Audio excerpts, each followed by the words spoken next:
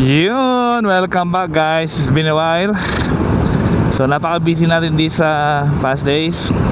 And ngayon ang mission natin is pupunta tayo ng Cabiao, Nueva Ecija para mag-present ng isang system sa Cabiao.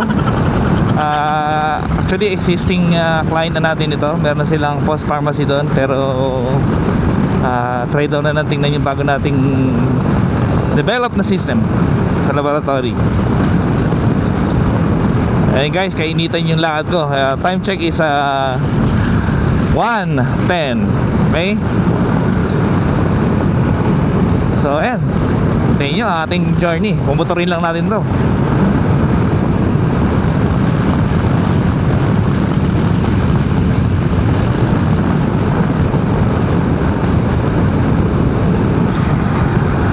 Yes, ang agenda natin ngayon is presentation lang. So hindi tayo nag-wheels ngayon kasi sobrang mahal ng diesel. Napakamahal guys, 85 pesos per liter dito sa Nueva Ecija.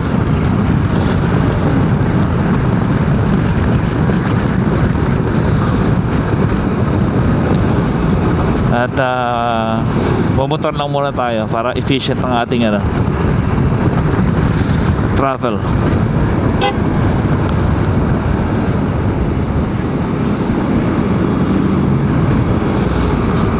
Ayun, tingnan nyo guys, 85 pesos dito sa RVIJ, tabi ng NEMC.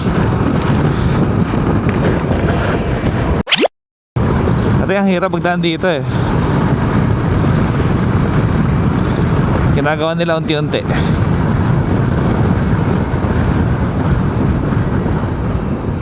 So hindi natin alam kung politika ba to or talagang di nang inaasikaso. Pero dati ang hirap magdaan dito. Talagang parang nangangabayo. Hey guys, nandito na tayo sa San Isidro. Malapit na tayo. Nandito tayo sa bandang Caron Dream Park.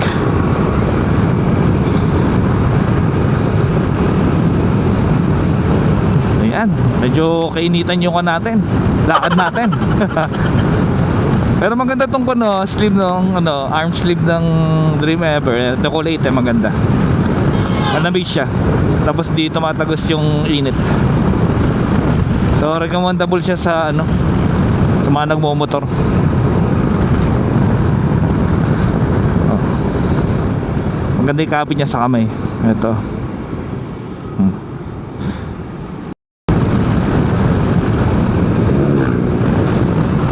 Ayan, Cabiao na tayo guys. Ayun, I think baka next week makapag na kami.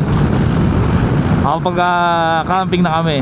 And destination is target place is Digisit, Baler. So after so many years, ngayon ang uli kami pupunta ng Baler. Umusay natin yung Baler. And I think sa ibang buwan na lang yung Alaminos. Pinagbutuhan ko kasi ng mga anak ko yung pupuntahan namin. Mas nagustuhan nila yung campsite dun sa may Baler. Marami kasing dun. Unlike sa Alaminos, marami din dun. Pero mas gusto nila yung pupuntahan namin sa Baler. Sana nga hindi kami ulanin last time na pumunta kami sa Umiray, Dingalan.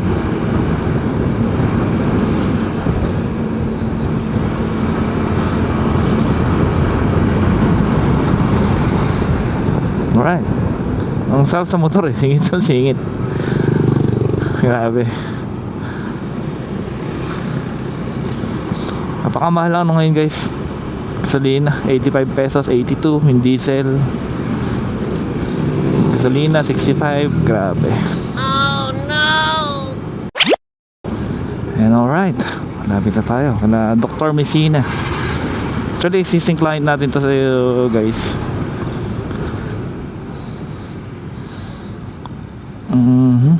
Yun.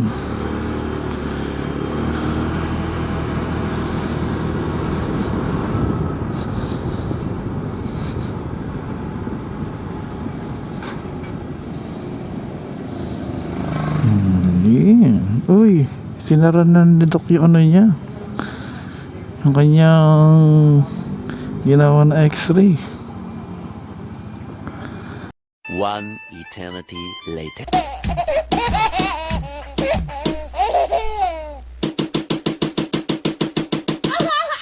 Ayun guys, tapos na tayo mag-present dito kila Doc Messina. So ayan, ito yung one niya, testing nila. Ayan si Doc. Guys, ayan si Doc, nag-present tayo sa... Doc, nagbablog ako eh. Ito si Doc, nag-present tayo ng system. So, wait na lang natin yung result. Dito lang siya sa Cavite guys, dito kayo magpa-lab. Sa bandang ano, ito yung opisina nila guys. So, ayun, nagpaparenovate si Doc ano. Ayan guys, balik tayo sa Leonardo.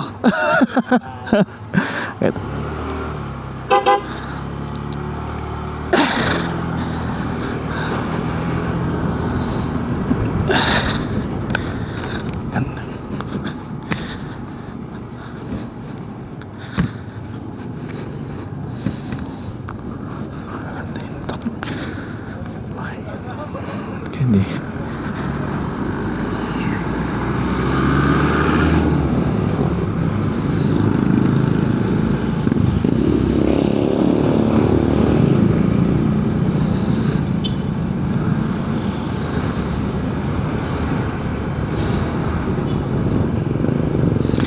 Ayan guys, successful. Feeling ko magugustuhan ni Doc yun kasi meron na palang nauna nag-present sa atin. Inoperan daw siya ng 300k o 200k.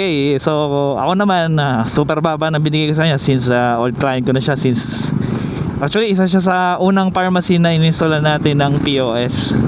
Ngayon naman ang ngayon natin is parang MIS or Laboratory Information System and Results.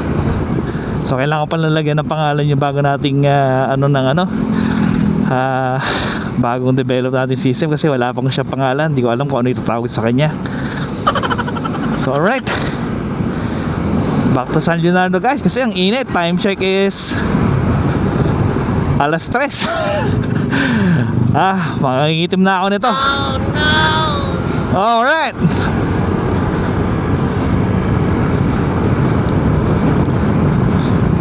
I think guys, dito ko na napuputol na yung video na to since madali ang vlog lang naman. So kung umabot kayo sa video na to, part ng video na to, like and subscribe. Alright!